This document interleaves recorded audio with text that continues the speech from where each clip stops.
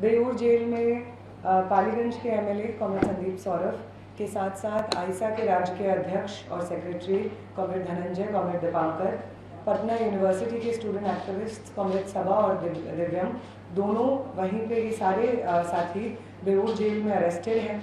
उनके साथ साथ बाकी अन्य 80 से ज़्यादा साथी वहाँ पे बेऊर जेल में लाए गए हैं कल रात। हमने जब उनसे बात की तो हमें 2-3 मेन चीज़ें पता चली।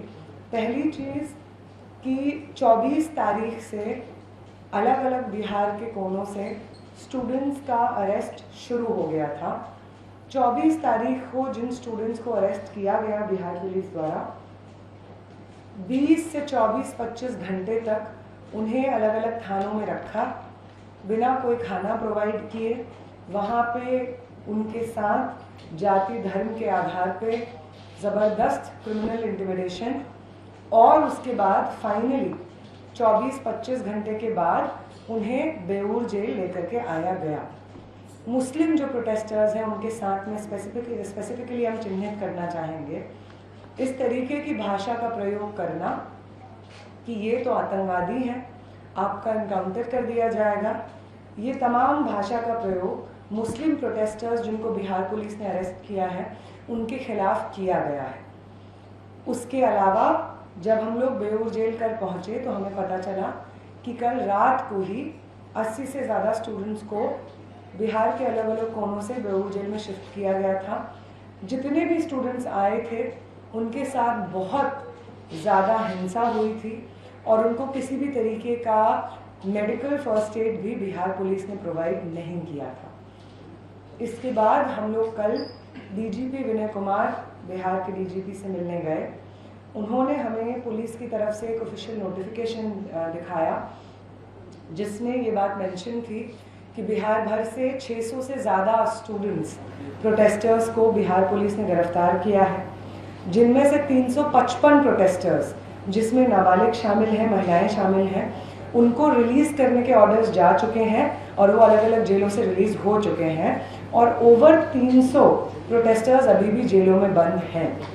कल शाम को डीजीपी से मुलाकात होने के 2-3 घंटे बाद बिहार सरकार का एक नोटिफिकेशन आता है जिसमें ये चीज़ मेंशन्ड रहती है कि 26 जुलाई 6 बजे तक जितने भी मामले दर्ज हुए हैं प्रदर्शनकारियों के खिलाफ, वो प्रदर्शनकारी जो पेपर लीक के खिलाफ अलग अलग जगहों पे प्रदर्शन कर रहे थे, उनके खिलाफ तमाम जो केसेस हैं वो वापस लिए जाएंगे और उन्हें अलग अलग जेलों से रिहा किया जाएगा। हम इस नोटिफिकेशन को वेलकम करते हैं, लेकिन एक नोटिफिकेशन के आने में और उस पर अमल होने में बहुत फ़र्क है। इसलिए जब तक सारे प्रोटेस्टर्स बिहार के अलग अलग जेलों से रिलीज़ नहीं हो जाते हैं, आइसा का बिहार प्रदेश भर में एक 30 जुलाई का कॉल है। उस 30 जुलाई के कॉल के लिए हम लोगों ने तमाम बाकी स्टूडेंट ऑर्गेनाइजेशन से भी अपील की है, यूथ ऑर्गेनाइजेशन से भी अपील की है और 30 जुलाई को एज प्लान्ड हम लोगों का ये प्रोटेस्ट प्रदर्शन तमाम प्रदर्शनकारियों की रिहाई की मांग के साथ साथ पेपर लीक और सरकारी एग्जामिनेशंस को कंडक्ट करने में जो मिसमैनेजमेंट हो रहा है बिहार भर में, उसके खिलाफ ये कॉल जारी रहेगा, जारी है। हम लोग उसकी तैयारी में इस वक्त बिजी हैं। ये इसके अलावा कल मेदांता हॉस्पिटल हम लोग गए, मैं वहाँ पे पहुँची। सिवान से जो खबरें आ रही थी जिसमें ये चीज़ इंक्लूडेड थी कि वहाँ पे AK-47 से फायरिंग हुई है जिसमें 4 छात्र घायल हुए हैं। उन्हीं छात्रों से मिलने के लिए हम लोग मेदांता गए। सारे छात्र मेदांता में भर्ती थे, जिनमें से 2 स्टूडेंट्स को अलग जगह शिफ्ट कर दिया गया है। हम 2 स्टूडेंट्स से मिल पाए। दोनों स्टूडेंट्स को बहुत सीरियस इंजरीज हुई हैं। एक स्टूडेंट को यहाँ पे नेक में इंजरी हुई है, जहाँ पे गोली इधर से जाके दूसरी साइड से बाहर निकली है। वो व्यक्ति, वो स्टूडेंट, वो प्रदर्शनकारी जिनको गोली लगी है, वो अपना एक पूरा हाथ, लेफ्ट साइड का हाथ इस्तेमाल नहीं कर पा रहे हैं। वो अपनी मर्ज़ी से ना उसको उठा पा रहे हैं, ना उसमें कोई भी मूवमेंट इस वक्त पॉसिबल है। उनके फैमिली मेम्बर्स से हमारी बातचीत हुई, हम उनसे कम्युनिकेशन में हैं। उनका इलाज फ़िलहाल तो सरकार की तरफ से हो रहा है, लेकिन उनको जो भी लीगल मदद भी चाहिए होगी वो भी हम लोग अपनी तरफ से उनको प्रोवाइड करेंगे। दूसरे स्टूडेंट से हम जिनसे मिलने गए, उन्हें पैर में, लेफ़्ट साइड के पैर में चोट लगी हुई थी, जहाँ पे एक तरफ से उनको बुलेट जाती है, उनके बॉडी में एंटर करती है और दूसरी तरफ से निकल जाती है। उनकी 2 सर्जरीज शेड्यूल्ड हैं, जिसमें उनके पैर पे रॉड डलेगी और उसके बिना वो फ़िलहाल चल नहीं पा रहे हैं। इन 2 छात्रों से हमारी मुलाकात हुई। उन्होंने हमें बताया कि जब उन्हें इनिशियली इंजरी हुई और गोली लगी तो उन्होंने बाकी प्रदर्शनकारियों की मदद से खुद को नज़दीकी अस्पताल पहुंचाया। पुलिस की किसी भी तरीके की मदद उन्हें नहीं मिली थी। इनफैक्ट एक स्टूडेंट जिनको पैर में गोली लगी है, उन्होंने हमें बताया कि कैसे गोली लगने के बाद उनके दोस्त जब उन्हें सड़क से साइड कर रहे होते हैं तो पुलिस उनसे उनका नाम पूछती है। ये जान के, उनका पूरा नाम सुन के, ये जान के कि वो एक दलित छात्र हैं, उनके साथ और हिंसा करती है। उनके पैर से बहुत ज़ोरदार खून निकल रहा होता है, उन्हें बहुत क्लियरली एक इंजरी होती है, उसके बावजूद बिहार पुलिस उनके साथ हिंसा करती है और कोई भी मदद हॉस्पिटल उनको ले जाने के लिए प्रोवाइड नहीं करती है। एक्सेसिव प्रेशर जब छात्र संगठनों के द्वारा और स्टूडेंट्स के द्वारा डाला जाता है, तब बिहार पुलिस इसमें हस्तक्षेप करती है और अपनी तरफ से उन स्टूडेंट्स के इलाज करने का वादा भी करती है और उनका इलाज अभी हो रहा है। ये बिहार से खबर हमें मिली है। दूसरा जो हमें इन्फॉर्मेशन मिला वो बंगाल से है। कल तक 14 स्टूडेंट्स के अरेस्ट होने की खबर आ रही थी, जिनमें से 13 स्टूडेंट्स मुस्लिम स्टूडेंट्स थे। शुभेंदु अधिकारी बंगाल के चीफ मिनिस्टर जो हैं, उन्होंने कहा था कि वो 70 और स्टूडेंट्स के ऊपर इंक्वायरीज़ करने जा रहे हैं, अरेस्ट करने जा रहे हैं। आज हमें अपडेट मिली है कि 2 और स्टूडेंट्स को, 14 के अलावा अन्य स्टूडेंट्स को आज बंगाल से राउंड अप किया गया है, पिकअप किया गया है। जो वो 70 का आंकड़ा बताया जा रहा था, उस मामले में अभी फ़िलहाल कोई नए केसेस या ना तो दर्ज हुए हैं, ना कोई नए अरेस्ट इस वक्त बंगाल में हुए हैं।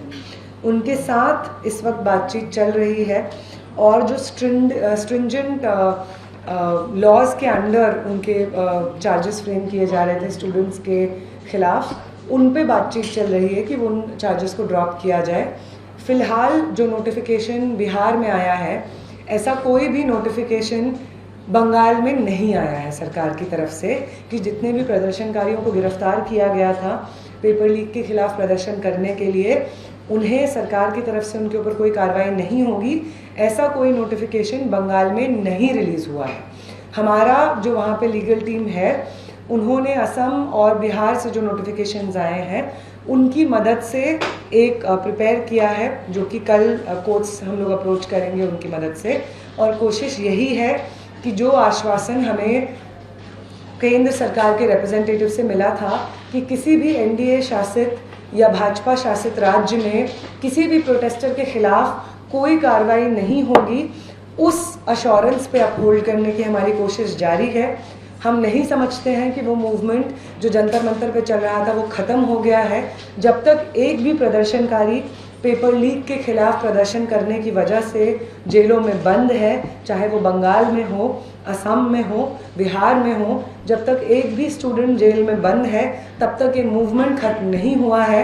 हमारी जीत अभी अधूरी है और वो सरकार जिसने हमें आश्वासन दिए हैं, उनके तमाम आश्वासन अभी भी हवा में लटक रहे हैं, अभी भी वो आश्वासन अधूरे हैं। हम अर्ज करेंगे कि जितने भी अश्योरेंसेस प्रोटेस्टर्स को मिले हैं उन पे सरकार एक्ट करे और किसी भी तरीके का कोई भी इंक्वायरी ना कोई भी लीगल कार्रवाई किसी भी प्रोटेस्टर के ऊपर हो। ये लीगल अपडेट हम लोग को एक देना था। दूसरा जो हम लोग बात करना चाह रहे थे वो था जिस तरीके के बयान दिल्ली पुलिस की तरफ से हम लोगों के सामने आ रहे हैं।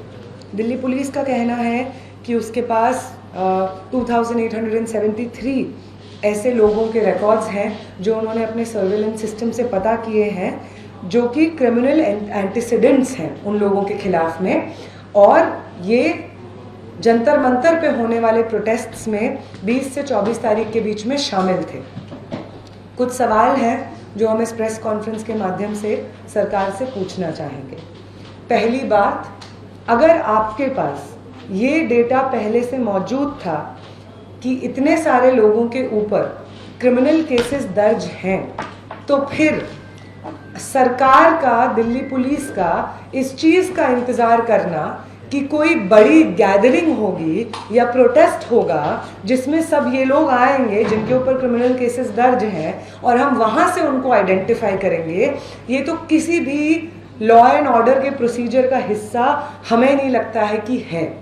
तो अगर आपका उद्देश्य ये नहीं था कि जिन लोगों पे सीरियस क्रिमिनल केसेस दर्ज हैं आप उनके खिलाफ कार्रवाई करना चाहते हैं, तो इस तरीके के आंकड़े को सामने पब्लिक डोमेन में डालने का क्या मतलब है? इसका हम लोग जिस तरह से इसको देख रहे हैं कि ये तो आपका सीधा सीधा एक अटेम्प्ट है कि वो प्रोटेस्ट्स जो लंबे समय तक पीसफुली जंतर मंतर पे हुए, वो तमाम आम स्टूडेंट्स जो उन प्रोटेस्ट्स में शामिल रहे, आप उन्हें बदनाम करना चाहते हैं। और ये एक बहुत बड़ा छात्रों और नौजवानों का आंदोलन जिसने एक करप्ट और इनकेपेबल एजुकेशन मंत्री का इस्तीफा दिया, आप उसे डिस्क्रेडिट करना चाहते हैं ताकि आपने भी जो अश्योरेंसेस प्रोटेस्टर्स को दिए हैं, अगर आप उनसे बैक ट्रैक करें तो आप पे भी सवाल ना उठे। इनफैक्ट आपके रीअश्योरेंसेस पे एक्शन मानने वाले लोगों को आप डिस्क्रेडिट करने की कोशिश कर रहे हैं। ये हम साफ सीधे तौर पे ऐसे ही समझते हैं दिल्ली पुलिस के इस डिक्लेरेशन को कि उनके पास एक बहुत बड़ा डेटाबेस हासिल हुआ है उनके सर्विलेंस टेक्नोलॉजी के बाद, जिसके तहत उनको ऐसे लोगों का पता चला है जिनके ऊपर पास में क्रिमिनल केसेस थे। अगला पॉइंट हमारा ये है कि क्रिमिनल केस तो जो पहले 144 होता था, जो कि प्रोटेस्टर्स 3 से ज़्यादा इकट्ठा ना हो किसी जगह पे, उनके वायलेशन में भी क्रिमिनल केसेस दर्ज हो जा रहे हैं। तो क्या 144 अर्सवाइल जो 144 है उसके वायलेशन में जो क्रिमिनल केसेस दर्ज हो रहे हैं, क्या इस वक्त हमें ये कहा जा रहा है कोर्ट्स द्वारा या दिल्ली पुलिस द्वारा कि उनको भी आप जुडिशली पनिश करना चाहते हैं, कि आप उनको भी जेल में उठा के डालना चाहते हैं, जबकि वो तमाम लोग पीसफुली प्रोटेस्ट करने वाले स्टूडेंट्स हैं, पीसफुल प्रोटेस्टर्स हैं? ये कुछ सवाल हैं जो हम पूछना चाहेंगे। ये जो डेटा रिलीज़ हुआ है कि लोगों के ऊपर क्रिमिनल केसेस हैं, इसके रिगार्डिंग ये हमारा सवाल है। अगला जो पॉइंट है, अगला बातचीत जो हम लोग करना चाहते हैं, वो जो public examination prevention of unfair means act 2024 है, जिसमें कि उन्होंने अमेंडमेंट्स किए हैं जो पहले 2024 के बाद पेपर लीक के बाद जो हमारे पास एक्ट आता है उसमें जो अमेंडमेंट्स है उसके बारे में बातचीत है। पहली बात तो इस तरीके का कोई भी अमेंडमेंट या कोई भी एक्ट बिल्कुल ही नाकाफी है। पेपर लीक का जो पूरा प्रोसेस और पूरा माफिया इस देश में चल रहा है, अगर उसको एड्रेस करने की ज़रूरत महसूस होती है तो सीधा सीधा एनटीए जैसे एजेंसी को बर्खास्त करके और दूसरा एनईपी, एक ऐसा पॉलिसी जिसके बाद देश भर में जो एग्जामिनेशंस, एंट्रेंस के एग्जामिनेशंस करवाए जाते थे, चाहे वो मेडिकल के हों, इंजीनियरिंग के हों या अलग अलग यूनिवर्सिटीज़ के भी जो एंट्रेंस एग्जामिनेशंस होते थे, उनका जो सेंट्रलाइजेशन हुआ है वो सेंट्रलाइजेशन को सिस्टमेटाइज एनईपी ने किया है। तो अगर आप पेपर लीक रोकना चाहते हैं तो एनटीए जैसा एजेंसी जो कि बिल्कुल ही इनट्रांसपेरेंट रूप से काम करता है, या तो आप उसको बर्खास्त कीजिए, या तो अगर आप चाहते तो एक्ट ऑफ पार्लियामेंट से आप उसको एक स्टैट्यूटरी बॉडी बनाइए जिसके तहत उसकी जवाबदेही बने। लेकिन इनमें से कोई भी चीज़ नहीं की गई। इनफैक्ट एक आसान सा साधारण सा रास्ता लिया गया जो असल में कोई रास्ता भी नहीं है। ये तो ऐसी ही बात है कि पहले जो प्रोविजंस हमारे देश में मौजूद थे, प्यूनिटिव एक्शंस मौजूद थे, जैसे कि उनको और पैना करके ही आप पेपर लीक रोक पाएंगे। This is like trying to stop a massive entire system of paper leak एक टूथलेस से एक्ट से। टूथलेस एक्ट हम इसलिए कह रहे हैं क्योंकि जितने भी अमेंडमेंट्स इंट्रोड्यूस हुए हैं वो अमेंडमेंट्स का जो नेचर है वो क्वांटिटेटिव है। जहाँ पे 3 साल की सज़ा थी उसको 5 साल बना दिया गया है, जहाँ पे 1 करोड़ का फाइन था उसको 5 करोड़ कर दिया गया है। जैसे कि अगर आप डिग्री बढ़ा देंगे पनिशमेंट की तो पेपर लीक अपने आप में रुक जाएगा। हम समझते हैं कि ये जो एक प्रयास है ये कुछ नहीं करते हुए बहुत कुछ करते हुए हम दिखें, इस तरीके की सरकार की एक कोशिश है जिससे ज़मीन पे पेपर लीक के पूरे तंत्र पे कोई असर नहीं पड़ने जा रहा है। अगला जो पॉइंट है जो इसमें हम देखते हैं कि जो स्टूडेंट्स हैं, जो विक्टिम्स हैं पेपर लीक के, पेपर लीक प्रूव करने का जो ओनस है इस एक्ट के माध्यम से वो उन विक्टिम्स पे डाला जा रहा है और किसी भी तरीके का डिटेलिंग, किसी भी तरीके का रिड्रेसल जो है वो सिर्फ प्रोसीजरल बना दिया गया है, जो कि अगेन नाकाफी है। हम रिड्रेसल मैकेनिज्म का इलैबोरेशन नहीं चाहते हैं, हम साफ सीधे रूप से हाईएस्ट बॉडी का अकाउंटेबिलिटी चाहते हैं। हम देखते हैं कि इसी एक्ट में ये चीज़ जहाँ पे एक तरफ ये चीज़ लिखी हुई है कि मिनिस्ट्री और डिपार्टमेंट की जवाबदेही रहेगी अगर इस तमाम तरीके की चीज़ें होती हैं, लेकिन इसके साथ साथ ये भी मेंशन्ड है कि अगर कोई ऑफेंस कमिट होता है बिना उनके नॉलेज के, जो कि मिनिस्टर हैं या जो हाई रैंकिंग ऑफिशियल हैं, तो उनको एग्जेम्पशन मिलता है किसी भी तरीके के एक्शन से। ये बिल्कुल भी गैर ज़रूरी है, ये बिल्कुल भी काफ़ी नहीं है। अगर पेपर लीक के इस पूरे सिस्टम को हमें डिसमेंटल करना है तो हाईएस्ट लेवल पे जो मिनिस्टर्स इंचार्ज हैं उनके ऊपर जवाबदेही आनी होगी, उनके खिलाफ एक्शन हो, इस चीज़ को प्रोविजंस में, एक्ट्स में शामिल होना होगा। ये बिल्कुल नहीं हो सकता है कि बार बार पेपर लीक के खिलाफ आप एनटीए का सारा स्टाफ बर्खास्त कर दीजिए लेकिन एनटीए अपनी जगह पे रहेगा। आप ऐसा नहीं कर सकते हैं कि सीबीएसई के चेयरमैन को आप हटा दीजिए लेकिन एजुकेशन मिनिस्टर अपनी जगह पे रहेगा। इसलिए हमारा यही समझदारी है कि इस एक्ट के माध्यम से एक तरह से अकाउंटेबिलिटी एस्केप भी करने की कोशिश की जा रही है उन हाई रैंकिंग ऑफिशियल्स की जिनकी कायदे से आखिरी जो व्यक्ति हैं, जिनके ऊपर जिम्मेदारी आती है पेपर लीक के इस पूरे प्रोसेस को एड्रेस करने की, इसको रोकने की। इसके साथ साथ जो अगला पॉइंट है टास्क फोर्स को लेकर के, जो एक स्पेशल टास्क फोर्स बनाई गई है इन तमाम चीज़ों को एड्रेस करने के लिए। पहली बात तो ये जो टास्क फोर्स का पूरा आइडिया है, ये आइडिया ही बहुत ही कॉम्प्लिकेटेड और पूरे प्रोसेस को इनट्रांसपेरेंट बनाने का एक अटेम्प्ट हमें मालूम होता है। इस टास्क फोर्स में जो लोग इन्वॉल्व हैं वो लोग का दूर दूर तक एजुकेशन से कोई मामला, कोई लिंक ही नहीं है, ना उनका कोई एक्सपीरियंस रहा है काम करने का। पूरी तरीके से इसको एक ब्यूरोक्रेटिक एक्सरसाइज बना दी गई है जिसके माध्यम से एक टास्क फोर्स काम करेगी, जिसमें सरकार की मर्जी के हिसाब से भर्ती होगी लोगों की और फिर से वही प्रोसीजर होगा कि वो टास्क फोर्स जिसका काम होना चाहिए पेपर लीक को रोकना, उसके खिलाफ एक्शन लेना, वो टास्क फोर्स फिर से वही काम करेगी कि जो मंत्री अकाउंटेबल है उनको बचाया जाएगा। यही हमारी इस पे समझदारी है। इसके साथ साथ जो लोग इन्वॉल्व्ड भी हैं, इनफैक्ट चाहे वो अनीता करवाल हों जो कि secretary department of school education के हों या नीलेकानी हों जिनको इस पूरे प्रोसेस में इन्वॉल्व किया जा रहा है, ये वही लोग हैं जिनका पहले जो रिकॉर्ड है वो इन ट्रांसपेरेंसी का रिकॉर्ड है। इनफैक्ट पेपर लीक के मामले में इन लोगों का इन्वॉल्वमेंट हमें आश्वस्त नहीं करता है कि इस पूरे पेपर लीक के सिस्टम को एड्रेस किया जाएगा या पेपर लीक को बहुत सीरियसली सुना जाएगा, सरकार उसको सीरियसली टेकअप करेगी और अकाउंटेबिलिटी हाईएस्ट लेवल